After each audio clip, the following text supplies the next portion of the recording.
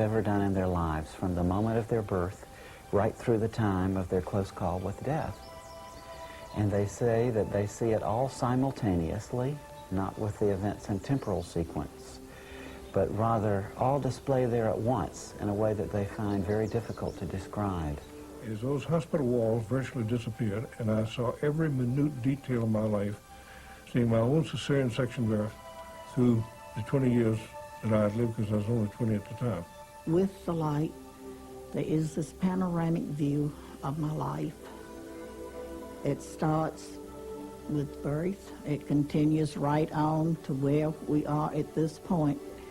All at the same time, I am part of the view, as well as watching it. I am actually doing these things. I guess it's a speeded up version of a camera that just runs double time or something.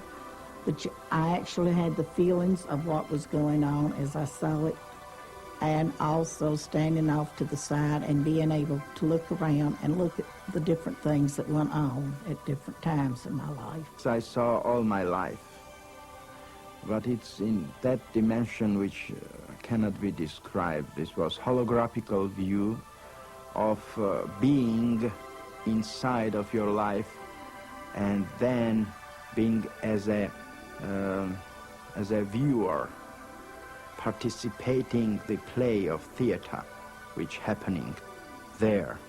But it is you, and you know that you are this.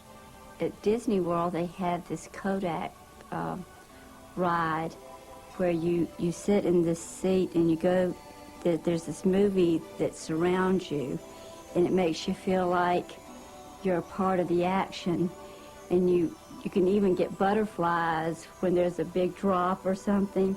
So it was around me in a form to where it was like I was participating, but it was participating in the mind or in thought, but it just seemed like a lifetime of pain happened in just a short period of time.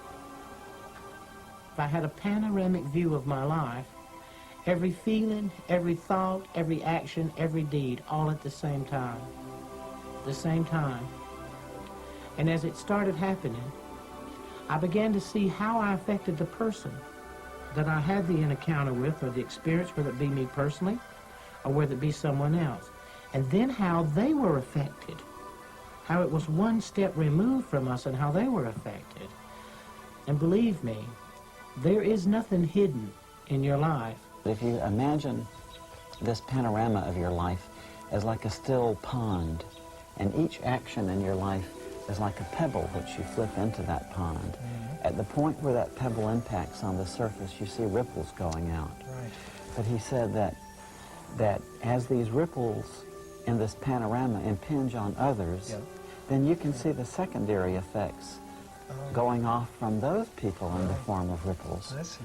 So I think it illustrates how tied in we all are to one another in this life, how profoundly our actions and our feelings affect others.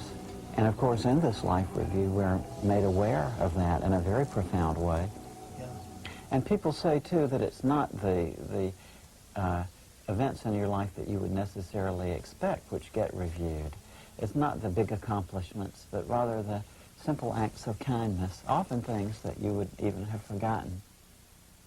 You will see the things that you did out of your heart, helping an old woman, picking a kid up, helping someone, an action that you take uncalculated, unthought, just out of goodness of your heart.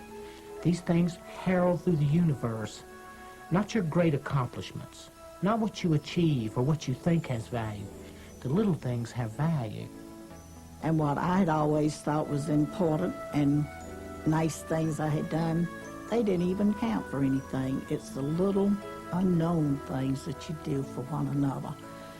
And love there is always helping to give others love and helping hand along the way, and at the same time you're benefiting because you're receiving also. And the question was, what have you done with your life to show me? Well, I'm looking around this panoramic view, and I'm hoping that you'll notice some good things, and of course I'm trying to pick the best thing and hopefully you won't see some rather embarrassing things that happened to me as a teenager. And I thought, well, I was an Eagle Scout. Immediately came back that glorified you. Again, to answer the second time, what have you done with your life? But this time the emphasis was on to show me. But I understood what he was saying. He was asking me, had I learned to love my fellow human beings the way that he totally accepted and loved me? And when you look at it from a place to review and to be critical of yourself, not to be judged, to be condemned. There is no condemnation in it.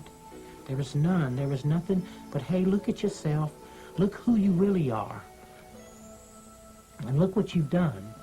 And then give it a value in the eyes of God.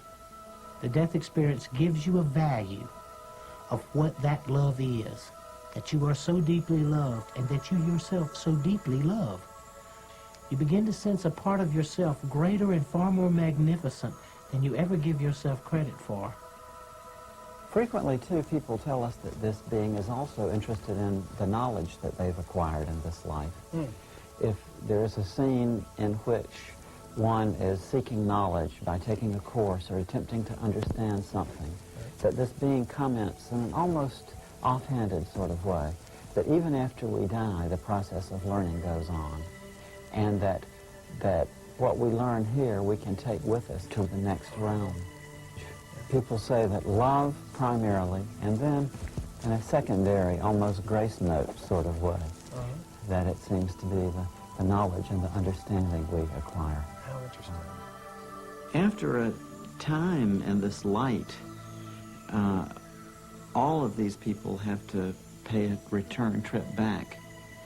And it's very interesting that when they do, after having been in the presence of this being of love and light for a while, they literally don't want to come back. They resist the attempts very often made to send them back.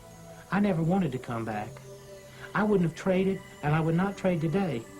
For the few moments that I got to spend on the other side, I wouldn't trade 20 of these lives. And when I had to come back, I came back dragging, kicking, and scratching, because I didn't want to. And I'm told then, are you ready to go back? No, I want to go on to the City of Light. No, don't you want to go back? And I could hear my daughter and look back and see her and my husband. They were saying, Vi, don't go. Come back to us. Mama, I need you. Mom, come back. And they asked me again, are you ready to go? I said, no, but it seems that my daughter needs me, so I must go back. I really had no reason to go back except that I can remember my mother. And I know that I'd put her through a lot. I was a very accident-prone kid. And she used to say, if you ever die before I do, I'll never forgive you. My mother was so adamant about me not dying before she did.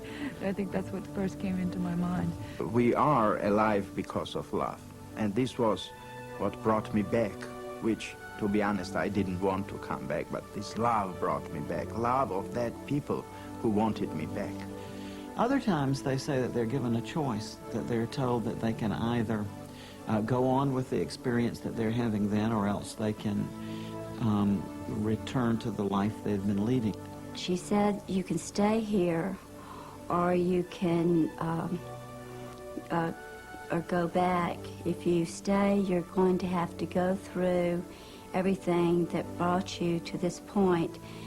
And at the same time, I was seeing the things that had brought me to that point, the things in my life that were painful. There were other things, but somehow the things that had been painful were the things that made the biggest impact. And I knew that I didn't want to go through that again. So there is no way to escape that if you try to kill yourself and you succeed, somehow you're going to have to go back and live the life from the beginning and go through everything that was painful in your life, and then have to go from the point where you killed yourself also. So you're not escaping. And people will say to me, they say, well, Daniel, what about hell? I'll say, well, they didn't bring it up, and I darn sure didn't. Because maybe they might have checked and said, hey, Daniel, you're on this wrong list. You're supposed to be somewhere else.